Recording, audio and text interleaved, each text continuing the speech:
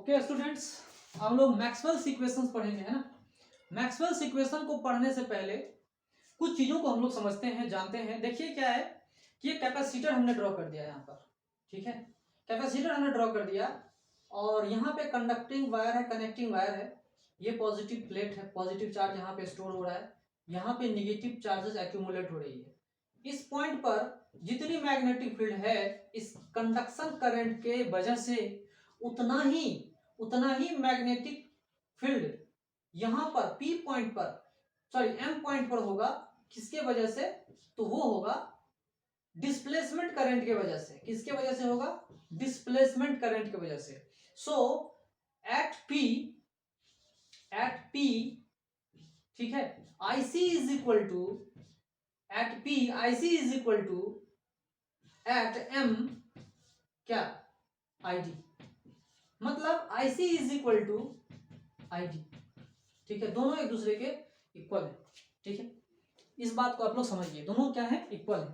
तो कैपेसिटर में अगर मैं कंडक्शन करंट और डिस्प्लेसमेंट करंट दोनों को इक्वल कर दूं तो आप कैसे इक्वल करोगे? एक और मेथड मैं आपको बताता हूं, दोनों इक्वल कैसे होंगे। एक तो मेथड मैंने बता दिया और ये एक्सपेरिमेंटली दिखाया गया, मैं अपने आप से नहीं बता रहा हूं, ये एक्सपेरिमेंटली दिखाया गया है।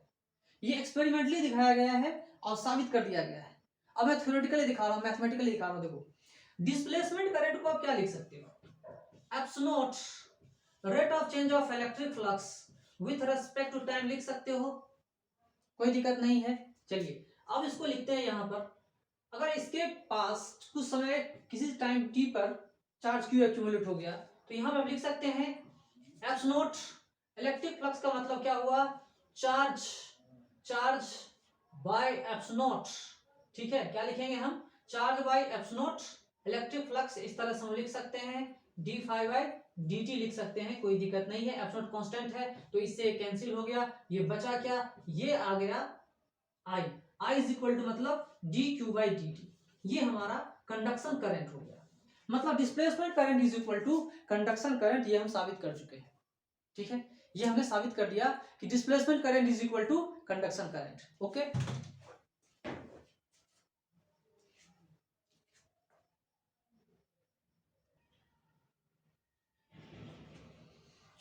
ओके। अब हम लोग चलते हैं मैक्सवेल्स इक्वेशन। पॉपुलरली जो मैक्सवेल्स इक्वेशन है उनको हम लोग स्टडी करेंगे। कितने मैक्सवेल साहब ने इक्वेशन दिए थे? गिनती करते हैं तो पहला 1, दूसरा 2, तीसरा 3, चौथा 4 लॉ उन्होंने दिया था। मैक्सवेल साहब ने 4 इक्वेशन दिए थे। Maxwell's equation, there are 4 Maxwell's equation popularly known in physics in chapter electromagnetic waves. Electromagnetic waves में 4 मैक्सवेल्स के इक्वेशन पढ़ने हैं, फेमस जो है। एक्चुअली जो इक्वेशंस हैं वो क्या क्या है? वो इक्वेशंस हैं गॉस लॉ ऑफ इलेक्ट्रिसिटी, जिससे आप परिचित हैं। ये गॉस लॉ ऑफ इलेक्ट्रिसिटी से आप परिचित हैं। वो क्या कहता है? Electric flux is equal to total charge inside divided by eps naught, ठीक है। और divided by K time eps naught भी आप कर सकते हो, कोई दिक्कत नहीं है। K is the dielectric constant of the medium in which the charge is residing, ठीक है। तो E dot ds that is equal to Q inside upon eps naught. ये इलेक्ट्रोस्टैटिक्स का लॉ है, फेमस लॉ है, गॉस साहब का law है। गॉस साहब का लॉ है, जिस लॉ को हम लोग समझते हैं, जानते हैं, पढ़ते भी हैं, पढ़ भी चुके हैं। लेकिन इसी लॉ से आप एक चीज समझ सकते हो कि ये फेमस इलेक्ट्रोस्टैटिक्स की लॉ है, गॉस लॉ सही है, कोई दिक्कत नहीं है इसमें। लेकिन ये इस गॉस लॉ को जानने से आप कूलम्स लॉ को भी वेरीफाई कर सकते हो। दोनों एक दूसरे के इक्विवेलेंट हैं, दोनों एक दूसरे को क्या कर रहे हैं? वेरीफाई कर रहे हैं, सही साबित कर रहे हैं। तो ये गलत नहीं है। गॉस साहब का जो ये लॉ है बिल्कुल सही है, ठीक है। ये जो गॉस लॉ है ये सिर्फ इलेक्ट्रोस्टैटिक्स तक ही वैलिड नहीं है। इससे पहले हम लोग समझते थे कि ये गॉस लॉ जो है सिर्फ और सिर्फ इलेक्ट्रोस्टैटिक्स तक ही सीमित है। नहीं, ये जो गॉस लॉ है, ये जो आप देख रहे हो, ये कहां कहां वैलिड है?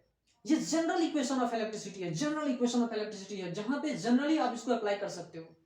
इलेक्ट्रोस्टैटिक्स के अलावा दूसरे जगहों पर भी आप इसको क्या कर सकते हो?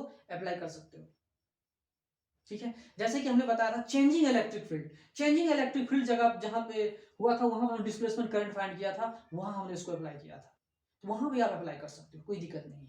यहाँ चार्ज क्या हो रहा है, वेरी हो रहा है, चार्ज वेरी कर रहा है, चार्ज वेरी कर रहा है, जनरल लॉ है इलेक्ट्रिसिटी का, इस चीज को आप लोग समझ लीजिए, ठीक है। ये गॉस साहब का दिया हुआ इलेक्ट्रोस्टैटिक्स में लॉ था, ठीक है। आगे चलते हैं, आगे चलिए। यहां देखिए Gauss law, Gauss law of magnetism, Gauss law of magnetism क्या बताता है, B dot ds magnetic flux is equal to zero, magnetic flux equal to zero. ये इसलिए बताता है, ये प्रूव करता है कि मोनोपोल्स डू नॉट एग्जिस्ट, ये अपने आप में बताता है, क्या बता रहा है ये, monopoles do not exist, monopoles do not exist, ये क्या होते हैं, एग्जिस्ट नहीं करते। मोनोपोल्स जो होते हैं होते ही नहीं संसार में, डाइपोल होते हैं, ट्राइपोल होते हैं, लेकिन मोनोपोल्स नहीं होते, ठीक है। ये बता रहा है गॉस साहब का जो लॉ है मैग्नेटिज्म में, वो देखिए Gauss law for magnetism that is equal to B dot ds that is equal to magnetic flux, magnetic flux is equal to, magnetic flux is equal to zero, है ना। Magnetic flux कितना हो रहा है, zero है, क्योंकि अगर magnetic flux zero आ रहा है इसका मतलब डाइपोल है, वहां पे मोनोपोल नहीं है, ठीक है। ये उन्होंने बता दिया था। तो इसको हम लोग बोलते हैं मैक्सवेल साहब का दूसरा इक्वेशन, मैक्सवेल साहब का दूसरा इक्वेशन है ये। तीसरा इक्वेशन क्या है, मैक्सवेल साहब का तीसरा इक्वेशन जो है फैराडे साहब के द्वारा जो इलेक्ट्रोमैग्नेटिक का लॉ है, इलेक्ट्रोमैग्नेटिक का लॉ है, उसे हम थर्ड इक्वेशन बोलते हैं। E डॉट dl, ई क्या है भाई, E डॉट dl, यहाँ पे क्या है, E non conservative electric field है, E डॉट dl, और यहाँ पे E dot dl is equal to rate of change of magnetic flux with respect to time t, ये इंड्यूस्ड EMF, ये क्या है, इंड्यूस्ड EMF कह सकते हैं उसको, ये क्या है भाई, इंड्यूस्ड EMF, है ना, ये है induced EMF, electromagnetic flux, electromagnetic induction में मैग्नेटिक फ्लक्स समय के साथ अगर चेंज करे, इलेक्ट्रोमैग्नेटिक इंडक्शन में मैग्नेटिक फ्लक्स टाइम के साथ चेंज करे, तो उसे हम क्या बोलते हैं, इंड्यूस्ड EMF बोलते हैं। और वो जो इलेक्ट्रिक फील्ड आ रहा है आपके सामने में, ये जो इलेक्ट्रिक फील्ड आप देख रहे हो, ये कैसा इलेक्ट्रिक फील्ड है, इंड्यूस्ड इलेक्ट्रिक फील्ड है। वो इंड्यूस्ड इसलिए है क्योंकि उसे प्रोड्यूस कर रहा है कौन, मैग्नेटिक फील्ड चेंज कर रहा है।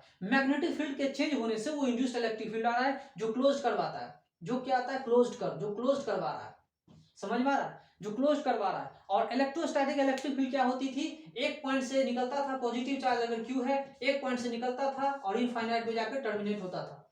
ये बात आपके समझ में आ गई होगी, ये आप जानते थे, कोई दिक्कत नहीं है। तो यहाँ देखिए, यहाँ क्या हो रहा है, मैग्नेटिक फ्लक्स चेंज हो रहा है, मतलब मैग्नेटिक फील्ड के चेंज होने से इलेक्ट्रिक फील्ड आ रहा है। यहाँ देखिए, मैग्नेटिक फील्ड के चेंज होने से क्या प्रोड्यूस हो रहा है, इलेक्ट्रिक फील्ड चेंज हो जा रहा है, मैग्नेटिक फील्ड के चेंज होने से इलेक्ट्रिक फील्ड प्रोड्यूस हो रही है। फिर अगला एक चीज देखिए, इस चीज को देखिए, इसमें आपको क्या दिख रहा है, इसमें देखिए इलेक्ट्रिक फ्लक्स के चेंज होने से मैग्नेटिक फील्ड प्रोड्यूस हो रही है, इलेक्ट्रिक फ्लक्स के चेंज होने से मैग्नेटिक फील्ड चेंज हो रही है, मतलब इलेक्ट्रिक फील्ड के चेंज होने से मैग्नेटिक फील्ड प्रोड्यूस हो रही है। इन दोनों लॉ को अगर आप समझते हो तो आपको समझ में आ गया होगा कि magnetic field, time varying magnetic field, time varying electric field sustain each other, इसका मतलब यही होता है, time varying magnetic field, time varying electric field sustain each other, एक दूसरे को सस्टेन करते हैं, जिसको हम लोग बोलते हैं इलेक्ट्रोमैग्नेटिक वेव्स। इलेक्ट्रोमैग्नेटिक वेव्स में इसको हम स्टडी करते हैं, this is studied in electromagnetic waves, इसको हम इलेक्ट्रोमैग्नेटिक वेव्स में स्टडी करते हैं। एम्पियर्स, ये दो लॉ है, ये दो लॉ है मैक्सवेल साहब का। पहला है Faraday law of electromagnetic induction, जिसमें हम लोग पढ़ते क्या है, E dot dl that is equal to negative of d∅dt, ये इंड्यूस्ड EMF है। और इंड्यूस्ड EMF क्या होता है आप जानते ही हैं, मैंने बता दिया है आपको, नहीं समझ में आ रहा है इससे पीछे वाले वीडियो में देखो, कोई दिक्कत नहीं है। लेकिन यहाँ पे जो इलेक्ट्रिक फील्ड है वो नॉन कंजर्वेटिव इलेक्ट्रिक फील्ड है, ये कंजर्वेटिव इलेक्ट्रिक फील्ड नहीं है, क्योंकि क्लोज्ड पाथ में इसका total work done equal to zero नहीं आ रहा, लेकिन कंजर्वेटिव इलेक्ट्रिक फील्ड का क्लोज पाथ पे वर्क डन कितना आ रहा, जीरो आ रहा था, ठीक है। एक बात समझ में आई। दूसरा जो मैक्सवेल साहब ने एम्पियर सर्किटल लॉ को इंप्रूव किया था, मॉडिफाई किया था, अपडेट डाला था, तो वो अपडेट क्या था, B dot dl that is equal to mu naught I into this, ये क्वांटिटी डिस्प्लेसमेंट करंट कहलाता है। ये क्वांटिटी जो आप देख रहे हो, इसे हम डिस्प्लेसमेंट करंट कहते हैं, दिस इज कॉल्ड डिस्प्लेसमेंट। तो आप टोटल लिख सकते हो, this is equal to mu naught, इतना लिख दिया, IC प्लस ID लिख सकते हो, कोई दिक्कत नहीं है, ठीक है। ये टोटल इस तरह से मैंने आपको बता दिया।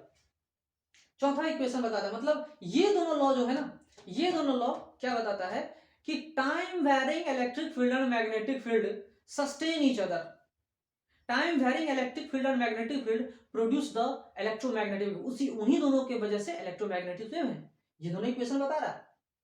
इसी के बेसिस पे मैक्सवेल साहब ने बताया था कि इलेक्ट्रोमैग्नेटिक वेव्स का एग्जिस्टेंस है, होता है। Time varying electric field time produces the time varying magnetic field, they sustain each other, they sustain each other, एक दूसरे को क्या करते हैं, पैदा करते हैं, एक दूसरे को संभाल के रखते हैं, एक दूसरे को रिजनरेट करते हैं, जनरेट करते हैं, पैदा करते हैं ना। तो इससे इलेक्ट्रोमैग्नेटिक वेव्स आता है, जिसके बारे में हम लोग पढ़ चुके हैं। इलेक्ट्रोमैग्नेटिक वेव्स को इन्होंने बहुत अच्छे से बताया था, मैक्सवेल साहब ने थ्योरेटिकली बताया, बाद में हर्ट साहब और बहुत सारे जो लोग और भी थे जिन्होंने इसको क्या कर दिया था, प्रूव किया था। फिर रेडियो वेव्स को डिस्कवरी हुआ था। रेडियो को डिस्कवरी करने के बाद बहुत सारे कम्युनिकेशन सिस्टम इतना स्ट्रॉन्ग हो गया कि आजकल आप देख रहे हो मोबाइल यूज हो रहा है ना। पहले 2G था, 3G था, फिर आजकल 4G चल रहा है, फिर उसके बाद 5G भी आने वाला है। ठीक है, तो ये सब चीजें आप देख लीजिए, Faraday's law of electromagnetic induction. दूसरा चीज ये जो एम्पियर साहब का जो और मैक्सवेल साहब का जो ये लॉ है, इसमें एक चीज गौर करने वाली बात ये है कि यहां पर गौर से देखिएगा कि ये कंडक्शन करंट है, ये क्या है एक्चुअली कंडक्शन करंट, और ये क्या है डिस्प्लेसमेंट करंट। ये क्या है कंडक्शन करंट, ये क्या है डिस्प्लेसमेंट करंट। किसी किसी जगह पर मान लो कि इलेक्ट्रिक करंट भी हो, मान लो किसी जगह पे फ्री स्पेस में इलेक्ट्रिक करंट भी हो, है ना, करंट भी हो, ठीक है, और टाइम वेरिंग इलेक्ट्रिक फील्ड भी हो, उस जगह ये दोनों चीजें नॉन जीरो हो जाएगी।